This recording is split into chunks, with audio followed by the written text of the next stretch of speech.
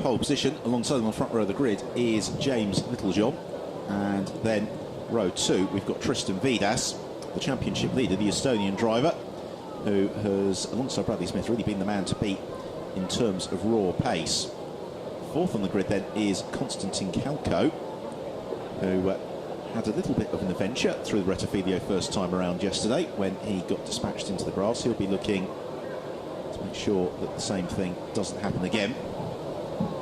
Alex Kapadia starts once more in the slim racing car, and you briefly alluded, Will, to the demise of that car and Tom Jordan late on yesterday. Yes, that's right, yeah, absolutely, and Alex did a fantastic job in the early stages of the races to stay with the pack, and indeed it looked like Tom was going to continue the same work and was really proving to be very strong in third position and battling with the pro drivers, but unfortunately it wasn't to be, and ultimately he retired from the race. So there's Jeremy Ferguson, and then we move on to Stefano Kamitsakis, who alongside Marco Cenchetti was lively during yesterday's proceedings. The same for Manhal Alos, who can never be discounted to be in the mix. There really is strength in depth in this radical European Masters Championship, and they have still got, including today, 5 races to go this season. Certainly amongst the SR8. We'll explain more in a second as we look at the grid in full. Bradley Smith and James Littlejohn on front row, and Tristan Vidas and Konstantin Kalko, Alex Kapadia and Jeremy Ferguson, from Stefano Kamitsakis and Manhal Alos, then Jamie Constable and Terence Woodward, clear of Alain Costa and Jaap Bartels. On to Mike Cantillon and Jean Gandar. Andy Cummings well up in the Supersport class, which he and Bradley Others won yesterday, just ahead of Joseph Collar, Tony Fournet and Roger Bromley. Former Ford 1600 legend Chris Hall, and ex-F1 racer Paolo Barilla. It's quite a row 10. And then Pierre Schroeder and Miguel Abello, who, if nothing else, explored the full extent of the Monza facility during yesterday's race. 1 or 2 spins from Abello. We'll be hoping that it goes better for him today. So yes, we should explain there are 5 races, including today, to go in the championship for the SR8 runners. The reason for that was a challenging weekend at Spa. If you were entered in SR8, essentially it's as if it never happened, and there's going to be 4 races during the Barcelona weekend to get a full complement of races for the season in. So although this is the penultimate meeting of the season for the drivers, Will, they've actually got an awful lot of racing still to do. Yes, yeah, and really you could barely put a whisker between Bradley Smith and Tristan Vidas. So pace has been practically identical all season. So at the moment it's looking like a sort of a 2-horse straight fight between the pair of them. There's very little to separate the pair, and as we've seen so many times, Bradley's blistering qualifying pace puts him in great stead for the start of the race, but Tristan's proved incredibly impressive at the end of the race, and his effectiveness aside back through the field with fantastic racecraft. Yeah, and so yesterday, Vidas, if we're honest, I think he was a little bit disappointed with his qualifying pace, but he put in a really strong performance and made the most of that late safety car to get to get a podium finish. So we'll be looking to maximise that today. Yeah, Tristan Vidas, you always get the feeling sets his car up so it works best about 45 minutes into the race. Yes, yeah, and of course one of the great things about the Radical Masters Euro Series is the way that the various classes are balanced. So the drivers are equalised using a success second system. There's a mandatory pit stop in the middle of these races, and that's ultimately the duration of those is determined by where you finished in the preceding 2 races. So if you finish the first, second or third on the podium, you'll gain an extra 15, 10 or 5 seconds respectively on the next race, and that continues on for 2 races. So both he and Bradley will be carrying extra seconds today. The result of that, of course, is that during the latter stages of the races they may well find themselves out of position in the running order on the track, and it's always thrilling to watch as they have to fight their way back through. Yeah, and I think also what's going to be interesting is where Tony Wells and Tom Jordan feed out into all of that, because they're of those pairings. Tony Wells is partnered with James Littlejohn, who is the slightly quicker of the drivers. The same goes for Alex Kapadia alongside Tom Jordan, and if they can stay with Bradley Smith and Tristan Vidas in the early running, that could work out very nicely for them. The same for Konstantin Kalko and Jesus Fuster, but also, of course, Marco Cenchetti will take over from Stefano Kamitsakis. Yes, and Cenchetti very much a Monza circuit pro here. He knows every corner of this iconic home of the Italian Grand Prix like the back of his hand now. normally would race with Marcelo Mariotto, who unfortunately was injured in the accident, not severely, but he's out of the car following his accident at Spa. He was here at the circuit yesterday, and he's very much looking forward to make his return to radical racing sometime soon. So the injuries that Marcello experienced are nothing compared to the injuries experienced by his car, which I suspect is an ex-Radical SR8, but it did exactly what it needed to do, which is keep him safe and protected. Yeah, that's right. I mean, he went off at Eau Rouge at Spa, a 153 mile an hour accident, but as you say, the FIA approved cars, and all the cars here on the grid are all FIA approved and tested. Did his job superbly and did exactly what it was supposed to do, protecting him. And yeah, he's a little bit bruised, a bit sore, but he can't wait to get back in the hot seat. So it's a second green flag lap, and the race clock has started. Is that a problem for Paolo Barilla? Question mark on the close-up shot. Couldn't quite see. So we get a second formation. That's just to get the Dunlop tyres working the optimal temperature when we do go into green flag conditions. According to our time screen, we seem to have gained 5 minutes for this race, which is ticking down from. No, we haven't. The clock has been amended, so we have got a 50-minute race ahead. We've got 49 of those minutes remaining. A little bit of a trail of fluid that was evidently left in the very late stages of the GT Open race that preceded this one. So I don't recall during the GT Open race seeing a car in trouble, but clearly something's been left on the road, which Ferrari's just got to be aware of. It's one thing that's going to add to the challenge here. Of course, one of the great things that makes Monza such an exciting and iconic circuit is the very setting it sits in here in fantastic parkland on the outskirts of Monza. And what that does do, of course, is, as you can see on your screen now, is the transition between light and shade is quite marked as the circuit weaves its way through the trees in the parkland, and that can make judging your braking point quite challenging. Yeah, although to be fair, we'd often say, well, the drivers are coming to this cold because they haven't had a warm-up session this morning. However, if they drove to the circuit from their hotel, they had a warm-up session this morning. The local cycle clubs certainly have me practicing the emergency stop capabilities of Fiat 500, and I'm sure many of the other drivers were having to find their way through similar traffic. So the pace car will be peeling in at the end of this lap. Just to give you the colours then, Bradley Smith, that's the white car with the black colouring. James Littlejohn is the white car with the blue colouring, and then Tristan Vidas is the silver and purple car. Constantine Calco is the purple/pink car, and then the black and white car, normally all black, but now black and white car, is Alex Capardia. There is Chris Hall, very experienced racer, towards the rear of the field. So what we saw yesterday, Will, was Bradley Smith trying to make good the escape into Rettofilio at the start, and I think we can expect to see much the same again. Yeah, over the opening laps, he was able to draw out something of a 1.2 second advantage per lap, which is staggering, particularly around a circuit as sort of fast and as levelling as this. It's a circuit that brings the pros and the ams together. So to be able to turn out such a turn of speed and advantage is quite astonishing. Well, they form up now side by side, waiting for the lights on the gantry to change. Then we'll go racing. As the pace car pulls off, they're all looking to the gantry. You can see it just underneath the race clock there. Waiting for that to flick, which it does now. And away we go. Already Bradley Smith seems to have got himself fully ahead of James Littlejohn as they begin the sprint down towards the Rettofilio. Littlejohn's. So is Tristan Vidas. Oh, and Manhal Alos kicks up the dust. There's lots of heavy braking in behind.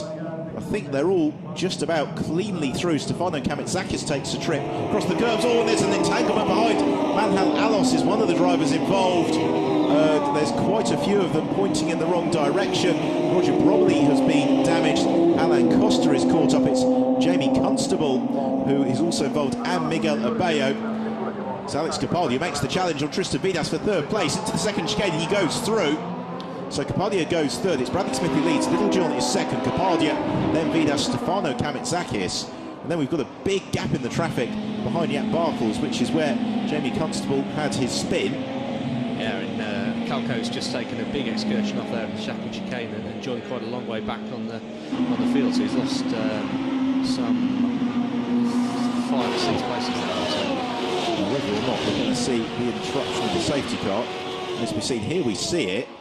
and it was a nothing incident in that it was Alos and Constable just tangled, but because they were in the middle of the road, Joseph Collar was just able to escape it, but others weren't, and it just meant everybody clattered into each other, tagged their rear wings and the like, and unfortunately he's rather served to split the field. There is Joseph Collar, who did escape. He leads the Supersport class then from Tony Fournay. Fortunately, our front runners were able to all evade it, but Tristan Vidas not fighting for third necessarily early on. My goodness me, very, very nearly lost it then, hooking the wheel onto the AstroTurf as they accelerate through on towards the Retifilia. We're going to see now if there's anybody left stranded. All right, we've still got wave yellow flags for that section of circuit. If the super efficient marshals have done their job. So we do have wave yellow flags. Do we have any cars in the road? No, we don't. And also the debris has been swept aside very quickly. We have the definite lost Mike Cantelon and Alain Costa turn one, but Roger Bromley, Miguel Abayo, Jamie Constable and Manharas have all been held up in that.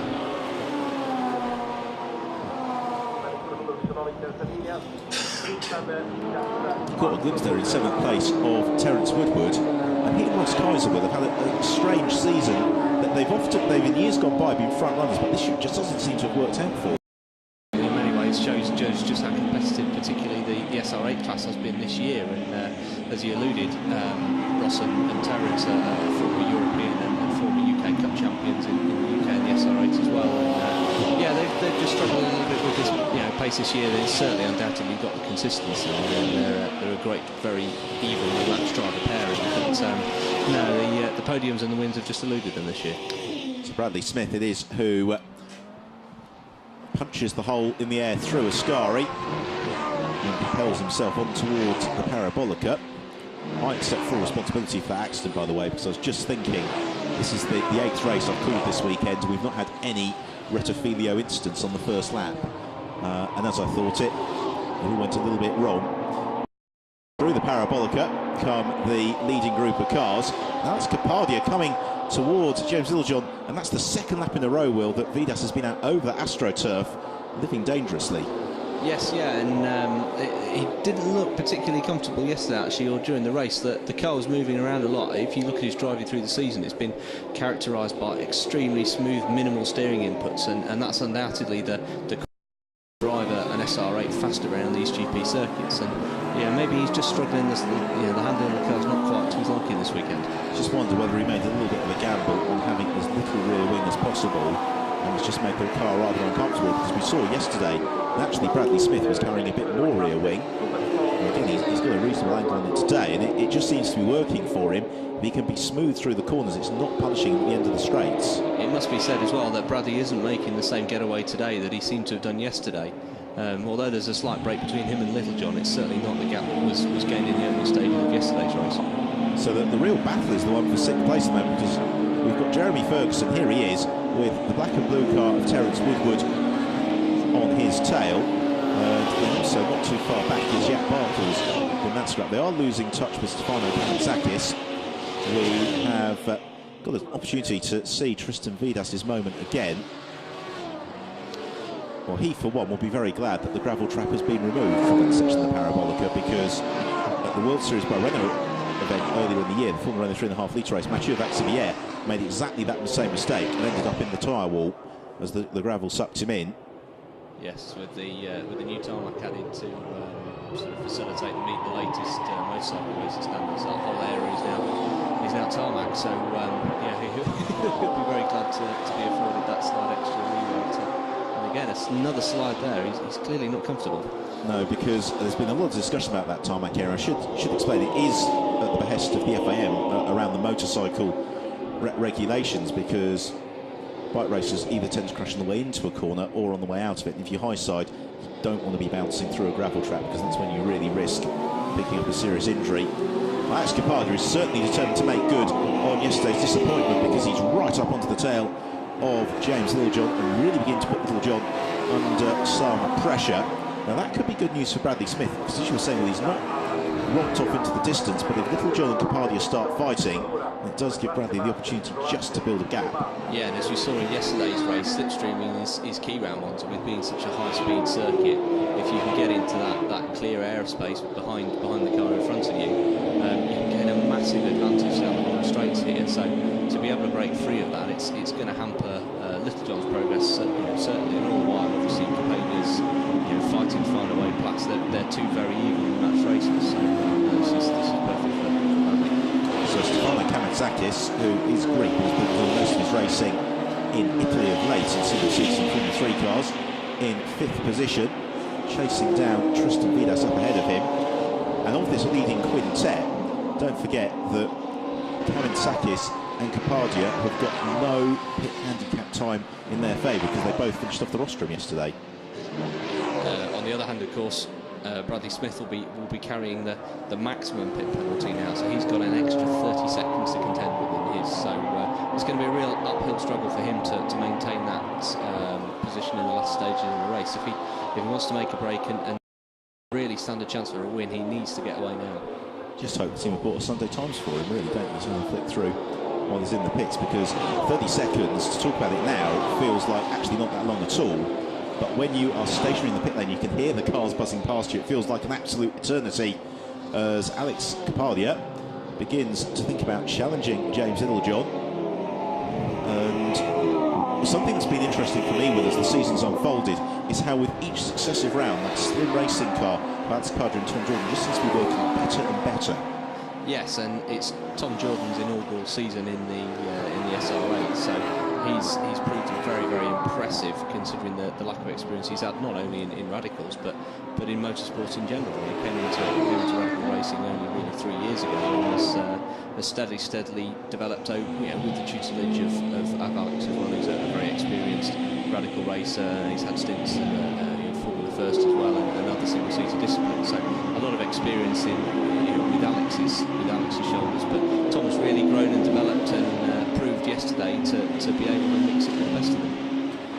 And the Monza circuit is a real confidence builder for the drivers who are sort of just below that elite level, because if they square off the exit to a couple of key corners, they really can be mixing and learning from the guys that they want to be racing with day in, day out. Because if you've ever raced yourself, you'll know that you learn so much by following the really quick guys in the race. You see what they're doing and you begin to absorb that, where actually if you're running on your own, you sometimes don't get that opportunity. So I think James Littlejohn's getting plenty of opportunity to see what Alex Kapadia is doing, because he's swarming all over his mirrors. It's through the parabolica again, and this time Kapadia is surely close enough to challenge in the toe. Yes, yeah. So you're getting an excellent example of what that can really give you, to get that slingshot, propel you up the straight. And he looks like he's going to make last of the late breakers, and James certainly isn't shy on the brakes. No, James Littlejohn determined to get the corner, and he does a fantastic job, in fact, to getting that car stopped in time. Kapadia has evidently got the pace, but crucially, as these two started battling, Bradley Smith's advantage has doubled. It's jumped from 1.5 seconds out to 3 seconds. Yeah, and indeed he's lapping some 1.2 seconds a lap quicker, exactly the same pace, improvement in pace that he had yesterday. Oh, Kapadia's going to force it to the inside, and he goes through. Lovely move from Alex Kapadia. He sold Littlejohn the dummy. Littlejohn moved to the inside tentatively to cover off Kapadia, and then Kapadia swept through. Littlejohn tries to fight back through the first Lesmo, but Alex is showing every sign of wanting to check out and disappear. Yeah, fantastic last-minute switch there from Kapadia. Looked like he was going to go right around the outside, and then a last-minute dive for the gap on the inside on the left. So, very impressive. Kapadia, now the big question is how quickly can he get back up towards Bradley Smith. Bradley, though, is on course for the very best lap of the race so far. He's gone the fastest of anybody through sectors 1 and 2. Kapadia's got some clear air, so this will be fairly telling. There's Bradley Smith, who is already about 0.7 of a second quicker than Alex Kapadia, just through the first 2 sectors on the lap. He set the fastest lap of the race last time around. We're coming to the conclusion of lap 7 in this 50-minute timed race, and we're about 6-7 minutes away from the pit window opening. So across line goes Bradley, a 1 minute 47.9, only driver to achieve that marker, and his advantage over Capaldi goes out to 4.6 seconds. But the problem is, Will, Bradley Smith needs another 26 seconds to come out of the pits ahead of Tom Jordan. Yes, going into the pit window yesterday, he gained an advantage of 27 seconds, which was absolutely perfect. But already he's going to struggle. Well, he will struggle to make that advantage up before the pit window opens for the mandatory 7 minutes. Well, this is going to be very interesting because the second half of the race, as it stands, is, I think, shaping up to be a head-to-head between Tom Jordan and Marco Ciancetti, with Jordan probably emerging from the pits with the best part of a 6 to 10 second advantage if they were to pit now. Yeah, and he's got a really an excellent opportunity to get a podium. Obviously, James Littlejohn racing with Tony Wells. Tony could be a threat there as well, but they're carrying the extra penalty from yesterday's race. So yeah, it's really going to throw things up and mix it all up as we get through the pits and out the outside. Yeah, I think if James and Tony didn't have any sort of penalty, we'd be certainly putting them in the potential winners bracket. They're about to put a lap on Miguel Abello, who does exactly what Brian Porter would have told them to do in the briefing, which is just stick to the racing line, let the others find a way around you. And do that with some aplomb. Tristan Vidas also follows suit. And Bradley Smith, now he's got the car working as he wants, really seems to put the hammer down again. This lap is going to be substantially quicker than the one that's about to be posted by Alex Capaldi and the rest of the field. In the Supersport class, by the way, just to bring him up to speed, it's Joseph Collar who leads that from Andy Cummings and Tony Fournet. So that is down in 11th place for Joseph Collar. Across the line then, and now James Littlejohn being reeled in a little bit by Tristan Vidas. Yeah, Tristan certainly looks visibly closer than he was on the last couple of laps, so maybe looking at the lap time again, Vidas is trading equal times really with Littlejohn. This opportunity to pounce, and he may well do what he did yesterday and stay out as late as he possibly can, take advantage of the clear air through the pit stop line, and then dive in right at the very last minute. I think also tyre pressures are probably pretty key here because it's a pretty warm day, and therefore they want to have got those absolutely spot on, and that could explain why maybe Bradley Smith and Tristan Vidas have just taken a few laps to get the race going as they wanted to. But Smith is now flying. He's just done the fastest first sector of anybody in the race so far. There is Chris Hall coming all the way over from America to race at Monza this weekend. And of course, in a few weeks, Will, all the Radical drivers will be heading stateside themselves. Yeah, that's right. The Radical World Finals at Sebring at the end of the year, a really exciting event, bringing together the best of European radical racers, American racers. The plan is that there'll be some from the other side of the world as well, maybe China and Australia as well, and bringing them together at really the most storied, the most famous of all of the American sports car circuit, Sebring. Yeah, it promises to be an absolutely fantastic way to conclude the season. Also, hearing on the rumour mill, there's going to be some pretty exciting radical news in Barcelona as well that we will look forward to bringing you if that proves to be the case. Yeah, absolutely. With yet again, just watching Vidas slide wide there. Yeah, the exciting news that there'll be the announcement of 2 new models at Barcelona. So that's an exciting unveil, an exciting launch taking place on the Friday of the event. Obviously, in conjunction with GT Open and Euro Formula Open as well. They're present at the. It's going to be a really exciting day and lots of exciting news for the future. Oh, we'll very much look forward to that. And Tristan Vidas, I think your spare parts department have probably got their finger on the mouse for the Christmas party. It was going to be this or that each and every lap for whether or not Vidas is going to go wide into the barrier, because he is pushing very, very hard. The problem is that AstroTurf does penalise you. It is slippery, and that's why he's going sideways. And you kind of think it's not the optimal line, but it's sometimes very difficult when you're in the rhythm of the race to actually get around to properly correcting it. Well, and the temptation, of course, is to run wide onto that apex as curve as you're trying to get out the corner and put the power down. But yeah, of course, the reverse is true. As soon as you get onto the AstroTurf, then all of that forward traction is lost, and what can make a small, maybe 1.2 km/h difference at the start of the straight could make a 10 or even 15 km difference at the end of it. So traction, as you said, braking Pierre Schroeder. I think Monza more than anywhere probably just illustrates the straight line speed differential between the SR8s and the SR3. So we caught a glimpse of Bradley Smith. He leads by 6.5 seconds from Alex Kapadia. In third place it's James Littlejohn. Fourth is Tristan Vidas. Fifth is Stefano Kamitsakis.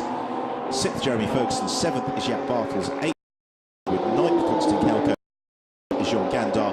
And 11th heading the Supersport class is Joseph Koller. And then this is the fight for second in the Supersport class between Andy Cummings and Tony Fournet. Oh, that was very, very close as Tony bounces across the curb anyway. Oh, and he's waving at Andy Cummings saying, I gain the advantage, please come past me, Andy. I'm not sure that Andy saw that. They've got to be careful because they've got Paolo Barilla sniffing on their tail, not too far adrift either, and they're about to have a train for second place arriving. That was very, very close, but also very aware driving from Tony Fournet. He knew if he turned across there was going to be contact, and he just made that snap decision to just go straight on. Yeah, and that car obviously visibly still carrying a bit of damage from that first corner incident as well. But no, did the noble thing, did the right thing, and moved over to back and replace it again. So they are fighting for second in the Supersport class. They're about 12 seconds adrift of Joseph Koller. There is ex-F1 racer Paolo Barilla. We're about to go back down to ex-F1 pretend racer James Littlejohn, who had a small part in the film Rush. As Littlejohn surges past him, Tony Fournet and Andy Cummings going to be lapped by Alex Kapadia. In fact, Kapadia, he really wanted to get past Cummings on the way to Ascari. It didn't happen. I don't think it'll be played too badly though. The SR3s are so agile through the corners. They've got great acceleration, but Kapadia now powers past en route to the Parabolica. Yeah, fantastic demonstration how incredibly quick the SR8s are. Of course, the SR8 powered by the 2.7 430 horsepower V8, whereas the 4-cylinder SR3s are around 260 horsepower. Aerodynamically, they're very, very similar. Obviously, the bodywork and the sort of the underbody area is almost identical. So, corner speed is fairly similar, but at a horsepower circuit like here, then the extra horsepower of the V8 is really going to be an advantage. Yeah, just the 271 kilometres an hour in the speed trap at the end of the straight for the SR8s, which is very, very quick.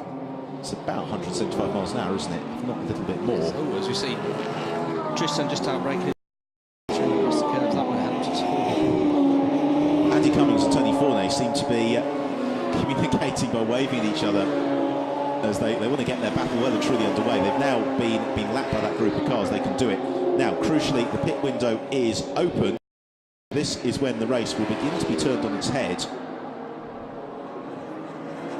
They've got to go past the pit open sign before they can come in. We're only 2.5 minutes away from half race distance. Here is our race leader, Bradley Smith. He has led from the second that the lights went out. But yesterday we saw him pitting relatively deeply into the pit window. He's just put a lap on the Supersport class leader, Joseph Koller. Yeah, if he comes in and carries his pit stop out pretty cleanly with the 9.1 second advantage he's got at the moment, he's going to come out somewhere around about 5th place. Really, it's going to be a fight with him and Cenchetti as he emerges from the pits. Now that is very interesting, isn't it? Because Bradley has just really turned up the heat over the last 6 or so laps. It means that Tom Jordan will probably emerge with about a 20-second advantage over Bradley. Eminently chased downable. If my maths serve me correctly, they do. And then Marco Cenchetti is going to be 10 seconds or so behind that. So it's going to be very, very close when we do get going after the pit stops. For now, though, Bradley will continue on his way. And there's no necessity really to drop in. He's now lapped all of the SR3s. He's got nothing but empty track ahead of him. Yes, yeah, and we've seen quite regularly through the season. He's, generally speaking, the MechTech team have elected to pit early. I wouldn't at all be surprised if he does the same now to give himself the best chance to get through the clear air. Oh, we've got a... Oh, dear me. And that is the bodywork that has collapsed on Tony Fournet's car. Whether or not that was courtesy of contact with Andy Cummings, I don't think it's anything more than bodywork rubbing against the tyres. But Tony heading at a fairly high speed. Alvaro Fontes, I think, is a little bit curious as to whether or not he's actually going to get to drive the car. He's going to get in anyway. Pits now very busy. Tristan Vidas is in, as is the Supersport leader, Joseph Collar. Konstantin Kalko. Some running repairs being undertaken there to Forney's car. I mean, you can get a nose cone on and off very, very quickly with these cars. It's just a case of whether or not the teams actually brought them with them when they took the cars. Yes, yeah, and a lot of the teams will carry spare bodywork anyway, the spare nose and spare tail, as you say. They're single clamshells and quite easily can be quite easily fixed, forward and rear. You could probably change out the front and the rear in 30 seconds or so if you have the parts to hand. And Bradley Smith, as per your prediction, heads into the pit lane at exactly half race distance. So the Mectec team await his arrival. Not unsurprisingly, Alex Kapadia is yet to peel into the pits, nor is James Littlejohn. I imagine we'll probably see Stefano Kamitzakis down the pit lane on this lap. So to a halt comes Bradley, the team just clearing out the side pods of any debris. Quick check of the tyres. Got a drive-through penalty, by the way, for Jamie Constable. So he was in the pits after running repairs earlier in the race. So Tristan Vidas is back on his way. Pit stop complete and out on his own. And I think this is one of the real beauties of this championship for me, Will, is a driver like Tristan Vidas, who's stepped up from single-seaters, wants a career in endurance racing. With these pit stop races, you get that phenomenon of racing a car that you can't see. Yes, and the nature of a 50-minute race as well. It's not really a sprint race. You really got to think about conserving your own energy, conserving tyres, conserving just economising everything that you do, and obviously you're going as fast as you can afford to make it to the finish. And really, they're all qualities that you need. If you want to go up to the World Endurance Championship, any of the GT or sort of international prototype championships, it's exactly the same qualities as the driver that you need. So, and these cars are comparable in terms of lap time to contemporary Formula 3 and contemporary LMP2 cars. So, it's quite a physical car to drive. Certainly the SLR is, and it's a great preparation for international sports car racing. So Bradley Smith is about to rejoin. He has got just behind him Marco Cenchetti. So that is very, very interesting that Bradley did enough to emerge from the pits. Clear of Cenchetti. There is Tristan Vidas just in behind him. They all catch up onto the tail of Joseph Collar to re-lap him. So it now really comes down to whereabouts does Tom Jordan feed out.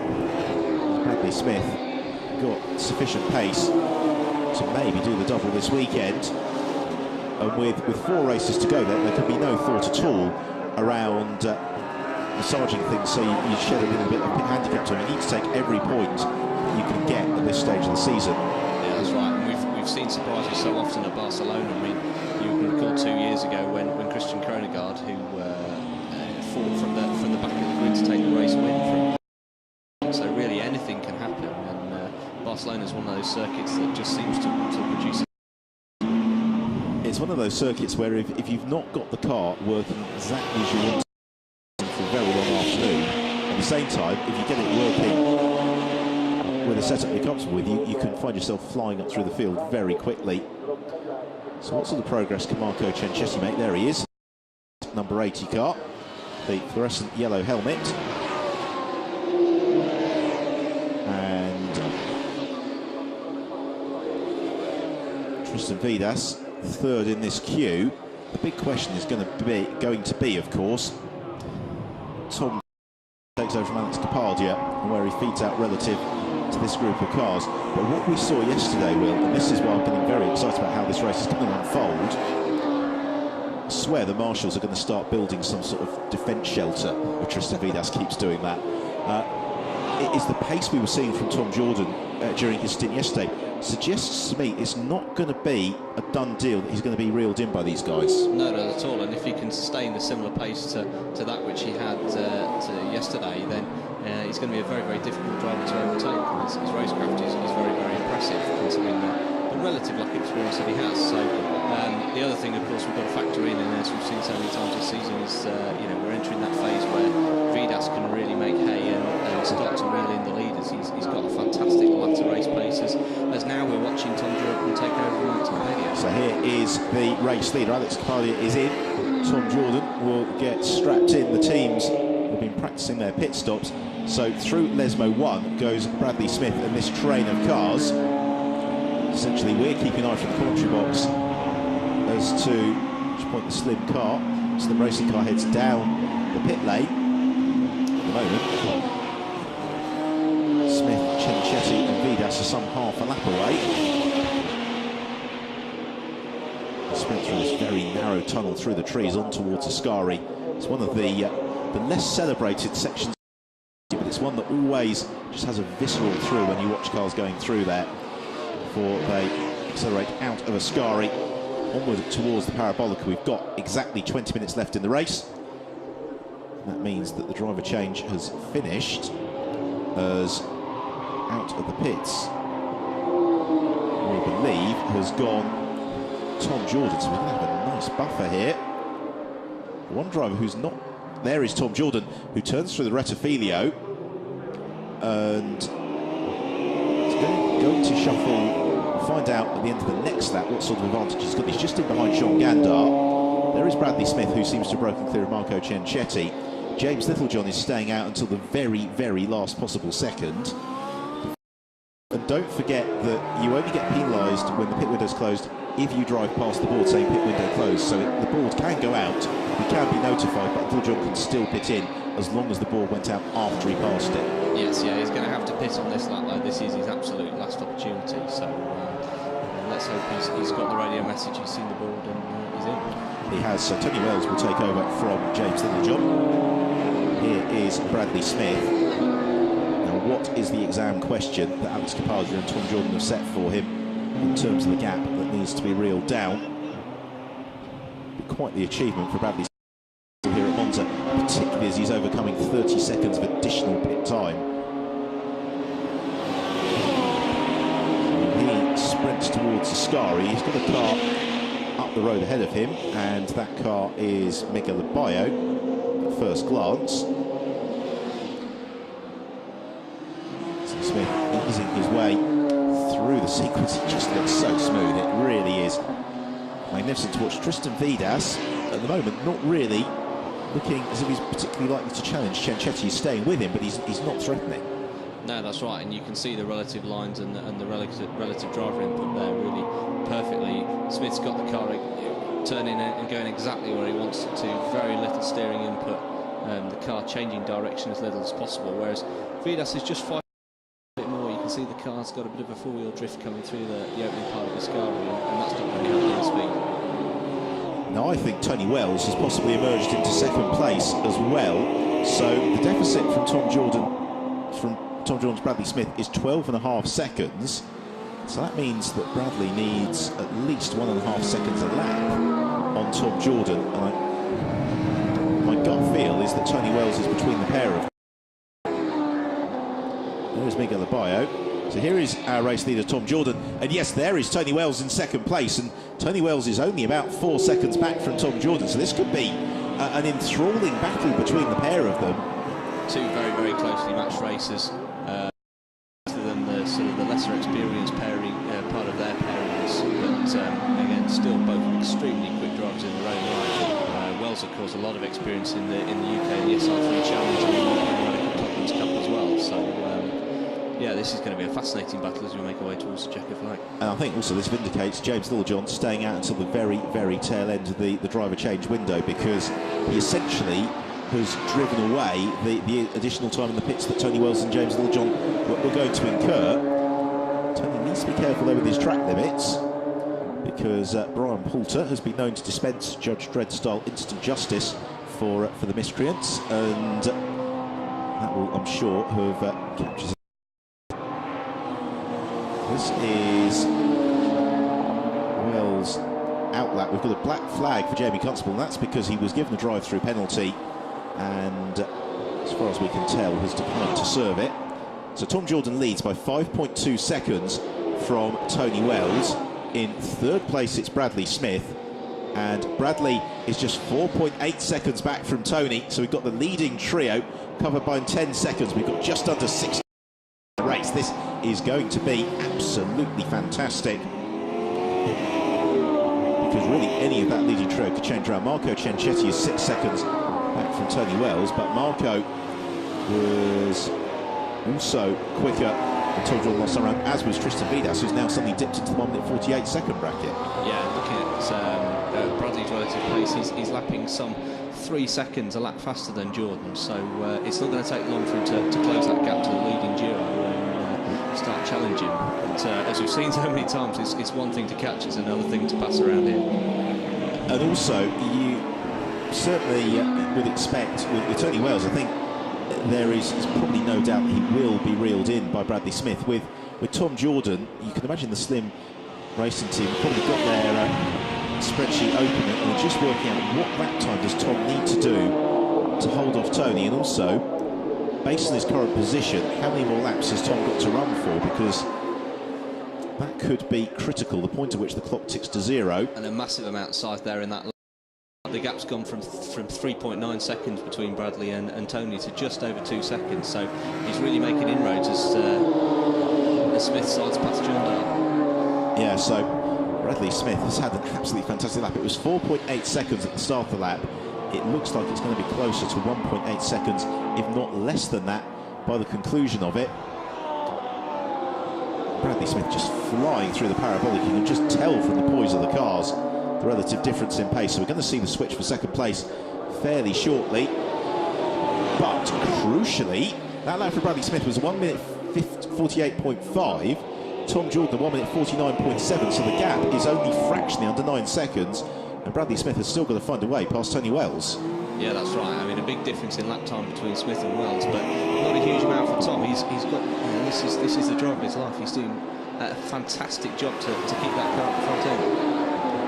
Alex Capaldi will be utterly overjoyed if this result works out in favour of Tom Jordan and himself, particularly after the disappointment of yesterday, as now Bradley Smith draws alongside Tony Wells and snatches second place. So up into second for Bradley. He does just defend into the first Lesmo, just to make sure that Tony doesn't have any smart ideas about trying to snatch the place away from him. Tony has also got to start thinking about the progress of Marco Ciancetti and Tristan Vidas, because they, last time, were both 4 seconds faster than him. I don't think that was Tony's first flying lap of his stint, but nonetheless you can see the white car of Ciancetti. That's 6 seconds back, and with 13 minutes to go, it's not an insurmountable gap. No, and I'm surprised at this stage that we haven't started to see Vidas come back into contention, actually. Although you can just see in the background there, they're still within shooting distance, and should one of these guys slip up, then they're ready to pounce. Dare I say it, 4th place, which is what it's looking likely at the moment for Tristan Vidas, was suiting quite nicely with regards to going into Barcelona with reduced pit time handicap, but with 4 races in Barcelona. Long weekend for them. So across the line now, Tom Jordan, 1 minute 49.0, a 1 minute 48.8 for Bradley Smith. The gap is 8.6 seconds. If Tom can maintain the consistency here, it's really on for him. And that would be just quite remarkable, because you know, you and I have been involved for a while, myself as a commentator, yourself working for them, and I remember when Tom first raced in the Clubman's Cup, and to think how much he's developed, now being running at the front of the Radical European Masters race and maintaining a comfortable lead. Yeah, absolutely, having come through the ranks of the SR3 Challenge, and yeah, as you say, he's sort of a perfect advocate of the Radical Racing ladder to start out in the Clubman's Cup. Radical's very long-lasting sprint series in the UK, 2 20-minute races per weekend, and then you know, after a sort of a learning, just getting used to the car, then moving up to the SR3 Challenge and the acquitting themselves for running back. So sort of his initial foray into an SR8 indeed was here 12 months ago, but this season he's come on in leaps and bounds hugely, and no, he should be justifiably very, very pleased whatever the outcome of his results in his driving this weekend. He's just got to put the lap on Chris Hall, which I don't think will present any issues for him. And Chris just moves aside, does exactly what he needs to do. There is Bradley Smith. You can see the gap. It's about half the length of the straight on the way to the Parabolica. And Tom Jordan has got 11 minutes with which to defend it. So I reckon they're going to have 6 more laps here. Now, it's been a very good lap for Bradley Smith. It's not been a good middle sector for Tom Jordan because he was in amongst some of the traffic, and this isn't going to be quite as good a lap for Tom. He does a 1 minute 50.2, and Bradley Smith offers us a 1 minute 47.7, the fastest lap of the race, and suddenly the gap gets scythed downwards, 6.1 seconds. Meanwhile, Tony Wells is only a second clear of both Marco Ciancetti and Tristan Vidas, so the fight for third is equally close. Yeah, of course, if Smith gets caught up in that same traffic that just walked Jordan a lap ago, then he's going to have the same problem. So it's a real game of cat and mouse going on. Here's Tom. I'm sure we'll have Alex on the radio to him just saying, do this, do that. So first sector, 34.7 for both of them. So the gap remains as it was. Through the first Lesmo. No problems there for Tom. Just rides that over the smooth curb on the exit. The same again. And what is nice here is that he doesn't seem to be pushing the car unduly. Meanwhile, this is the fight for third. Tony Wells may, in the blink of an eye, find himself slipping down to fifth. First of all, though, it's the turn of Marco Ciancetti. See Tony almost John Lacey style, leaning his head into the corner. Which I'm sure psychologically feels it doesn't really make much difference in terms of performance, but John Lacey, I think, was the most famous exponent of doing it. As Ciancetti's going to try and slip through on the way into Ascari. He's got the inside line. And he darts through. Pierre Schroeder probably didn't know what hit him. He had three SR8s jumping to the inside. It also gives Tristan Vidas the opportunity now to challenge en route towards the Parabolica. All three dart through in fairly close succession, and now again it's a long drive. Can Tristan hold on? He's just slightly behind it. Yeah, he's made it stick. And when he celebrates with his now obligatory slide through the Parabolica, wasn't really showboating on that occasion, but he's made the move for fourth. Now, can he really set about Marco Ciancetti? News, Tom Jordan lost around both in the 1 minute 49s, and Bradley was in fact 3 seconds slower than Tom because, exactly as you picked out, Will, he was held up by the same traffic. Yeah, that's right. So right down to the wire with just 8 minutes of the race remaining. I think we'll probably get another five laps, I would think, in which for Bradley to make his charge. I think this is probably more nerve-wracking for Alex Capaldi than it is for Tom Jordan, because Tom's just in the car, he just knows what he needs to do. It's much worse when you're the co-driver in the pit and you almost don't want him to look in the mirrors. Is that he'll know as soon as he sees that bright white, red and black SR8 in his mirrors, and he's going to be very, very close indeed. The longer he can almost resist the temptation and just focus on what's in front of him, the better chance he's got, really. Exactly, because as soon as you start consulting your mirrors, you almost subconsciously just start driving overly defensive. You turn into the corners a little bit earlier than you'd want to, and it can all go away from you very quickly. Well, this, though, has been a very good lap from Bradley Smith. He's done the best middle sector of anybody in the race so far, and it's going to come down to the last lap, or the penultimate lap, that is going to determine the outcome of the race. Tristan Vidas and Marco Ciancetti, circulators one, is in no risk of losing fifth. He's 16 seconds clear of Ross Kaiser.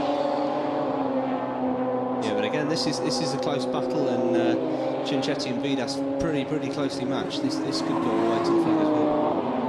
Right, a 1 minute 49.5 for Tom Jordan, 1 minute 47.9 for Bradley. It's 4.8 seconds, the gap between the pair of them. And once it becomes 3 seconds, the lure of the mirror becomes irresistible. You can see Ciancetti there having a good long look in the mirror to see exactly where Tristan Vidas was. And I think the one thing that you can do at Monza is actually really check where your rivals are. Somewhere like the Hungary, where you've been earlier in the season, you've got one straight of any substance where you can actually take stock of what you're doing in the race. Here at Monza, you've got two particularly lengthy straights where you can do that. Yes, yeah. It's with Hungaroring being a sort of, it's often described as almost like a street circuit set in the countryside. It's never ending. It's a breathless circuit. Here you've got a bit more time to pose, as we just see. It looks like a Bayo heartbreak there as he's pulled off the circuit and into retirement. Appears to be facing the wrong way up the circuit. I was going to say, if that was a deliberate pull off the circuit, he's done it with some flamboyance. I think he's probably just lost the rear of the car and spun away his chances. So Bradley Ellis goes a lap down. which is an opportune moment to tell you what's going on in the Super Sport class as we have a look at Abeo out of the second Lesmo. And he was actually quite fortunate not to pick up more damage from that, because those of you with very long memories will remember John Watson splitting McLaren in two at that same point back in 1981. So in the Super Sport class, that's being led by Joseph Collar. Second place is Bradley Ellis, and third is Alessandro Lanaro, who is sharing with Paolo Barilla. So we've got 5 minutes remaining. Now Bradley's got Bradley Ellis next to lap. Of course, Bradley competing in the Super Sports class and is a very, very quick driver in his own right. Moves out of the way, gives him plenty of space. So the gap comes down to 3.2 seconds, and there is beginning to be a little bit of an air of inevitability now, because Tom has been able to lap in the 1 minute 47s, and that's where he needs to get to again. With 5 minutes to go, we're going to have time for 3 or 4 more laps, including the one that they're on. So we have a look at Matt Bartels. Fantastic bit of car control, a big four-wheel drift there, but caught the car and yeah, great recovery there from yeah. And camera work as well. Nice to catch the slide in full swing. So through the first Lesmo for Tom Jordan. Very yellow flags for the second one, because that is where we have lost Miguel Abeo. There he is. Marshals are busy recovering him. Bradley Smith looks just so smooth at the wheel of the Mech-Tech car. He's just unhurried, unflustered, just letting the car do all the work. The gap is down again, 0.6 of a second just through the middle sector alone. Their next target is Joseph Collar, who I suspect his awning has been swarmed this weekend with his 1970s Ferrari Formula One livery. Yeah, and a fantastic performance again yesterday. Get a podium to repeat the podium performance that he had at Spa. He's another driver that's come on enormously during the course of this season as one of a contingent of Czech SR3 drivers, and yeah, really really great drivers to have on the grid. Yeah, the Czech Republic is a little hotbed of motorsport. They've got a number of pretty decent circuits over there. Brno obviously is best known, but also the Most circuit, which international truck racing. Now that could be significant, because Bradley Smith had Collar through the Rettifilio. He wasn't quite close enough. That's going to give Tom Jordan momentary respite, and it really is momentary, because Bradley Smith powers past now, but it might just throw 1/10 of a second or two back in favour of Tom Jordan. They are on the penultimate lap of the race, and even with that lappery, Bradley Smith was still 0.3 of a second quicker. Gap now down to just 1.6 seconds, so this is going to go down to the wire. I can see a repeat of the famous Monza Grand Prix finish there, of course the closest finish in history. 21 Monza Grand Prix was claimed by Peter Gaviol, and I thought for a moment there that Tom Jordan was going to lose it. He seemed a little bit sideways over the curb. Yeah, recovered surprisingly well actually.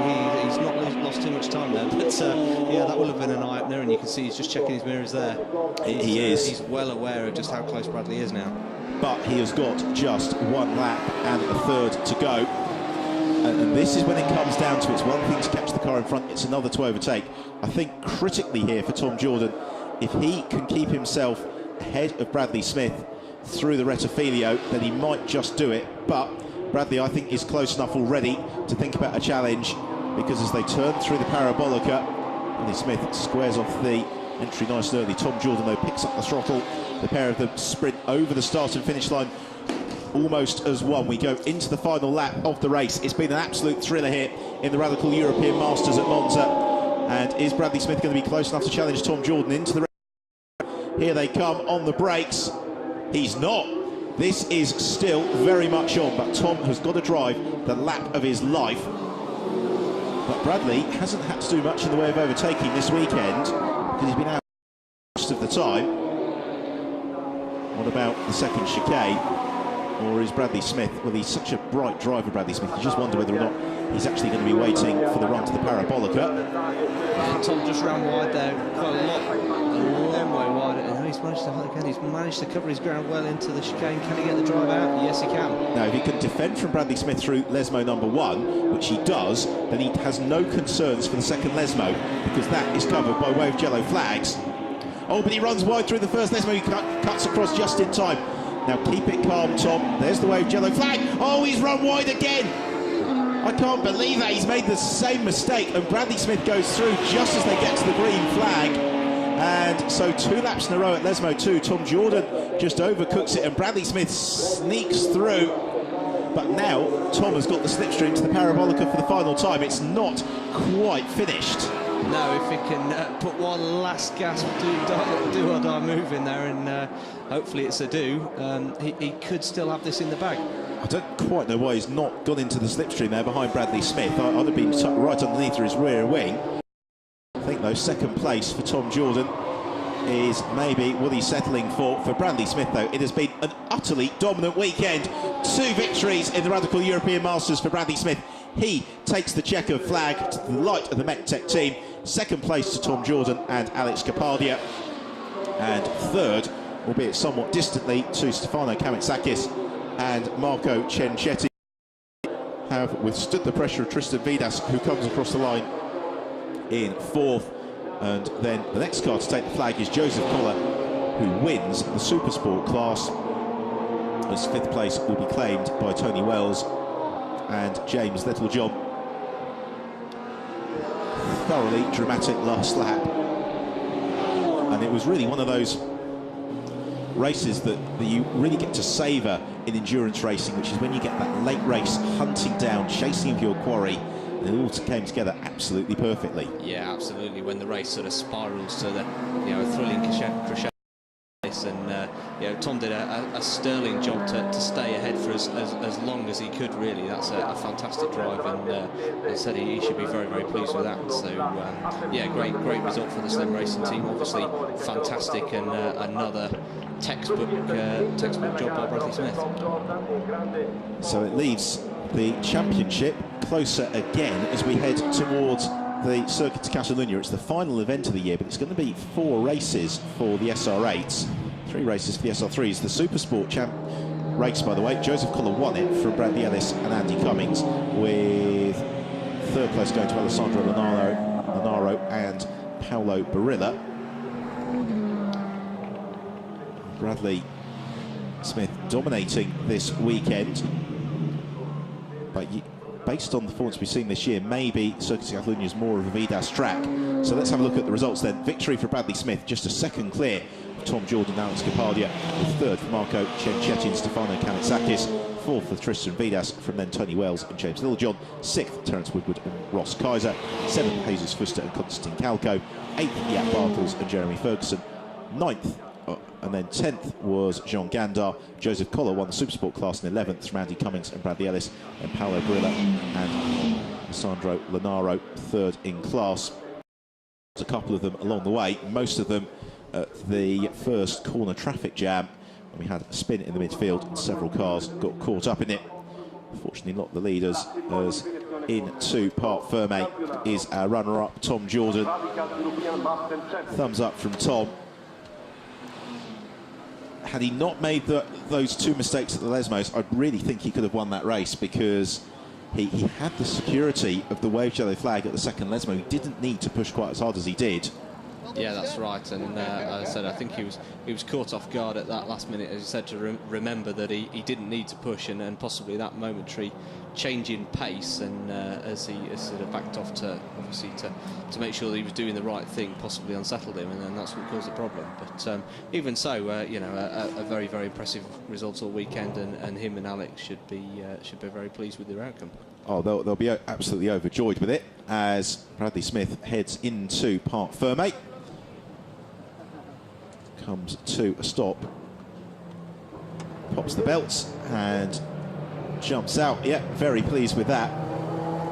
Bradley has been doing so much winning since embarking on his radical career, because you just put him in more powerful radicals and he wins in them straight away. It really is very impressive. And again, ex-Clubman's Cup champion, made his way through that thrilling SR3 Challenge season that we had in 2012, where he battled season long with Matt Bell, and then into Europe. So yeah, another fantastic and very, very impressive driver. And of course, he's just desserts for the SR3 Challenge drivers. The chance to drive at Daytona in a Daytona prototype, which was also deeply, deeply impressive. So Bradley getting towards the top of the championship. There's Alex Capadia going off, just having a quick conversation, a handshake with Tom Jordan as the drivers get escorted to the podium. We'll take a look back at the highlights. As they charge down towards the first turn, it was Bradley Smith who led the way, as Manhal Al's got a little bit out of shape on the way in, and then got much more out of shape on the way out. Was actually tagged by Konstantin Kauko, which in turn pushed him into Jamie Constable, with Alos and Constable pointing in the wrong direction. Mike Cancelon was one of several other drivers caught up in it. Then we had the super scrap for second place between James Littlejohn and Alex Capadia. Capadia evidently had the pace. Littlejohn had the track position. Super move in the end from Capadia on the way into the second chicane was sufficient to give him the advantage. Littlejohn, though, looked to fight back, and he was able to withstand the pressure from Tristan Vidas as he carved his way through traffic before the mid-race pit stops. After the pit stops sorted themselves out, Bradley Smith had an additional 30 seconds performance handicap time. It didn't deter him. That was the move for second place ahead of Tony Wells. Wells then lost third in this manoeuvre to Marco Ciancetti. And fourth quickly became fifth after Tristan Vidas jinked to the inside at the Parabolica. So last lap into Lesmo 2, Tom Jordan slithered wide, and it gave Bradley Smith the opportunity to reclaim the advantage, and he set forth to score his second victory of what has been an utterly dominant weekend. So it's the double in Monza for Bradley Smith, second for Alex Capadia and Tom Jordan, and third to Marco Ciancetti and Stefano Kamitsakis, with Supersport honours going the way of Joseph Koller. So it's still in the championship battle, it's Smith and Vidas who are the men to beat. The 1st and 2nd of November is when we've got the final event of the season at the Circuit de Catalunya. Do make sure that you tune in and join us for that. I'm sure that the title fight is going to go all the way to the last lap of the season. So first of all, in third place, Marco Ciancetti, he's done a fantastic job all weekend. Very, very pleased to drive, and he'll be looking forward to the end of the season and hopefully the return of Marito as well. Yeah, not sure where Stefano Kamitsakis has got to.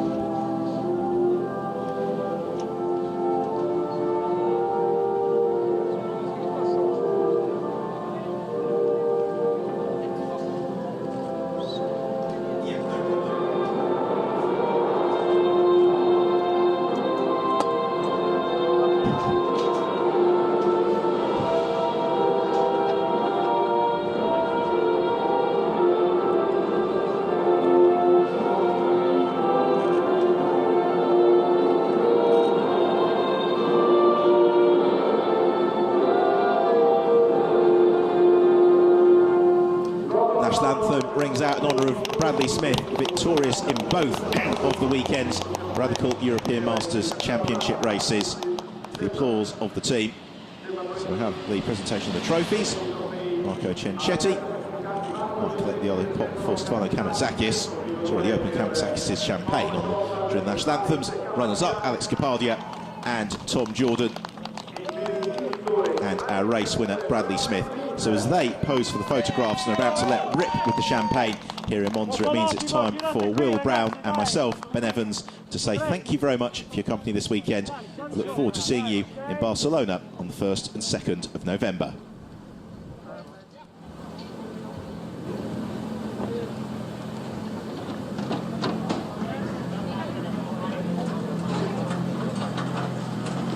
E lo champagne che chiude questo primo podio, grande festa con il campionato Radical European Masters.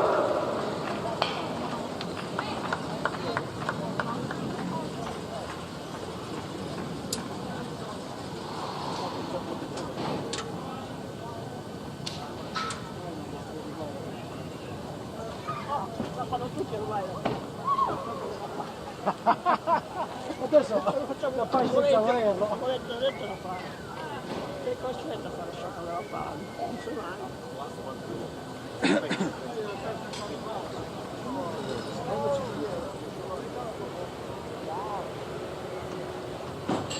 Attenzione.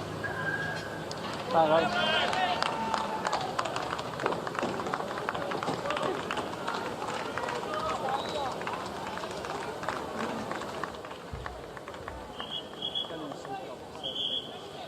Andiamo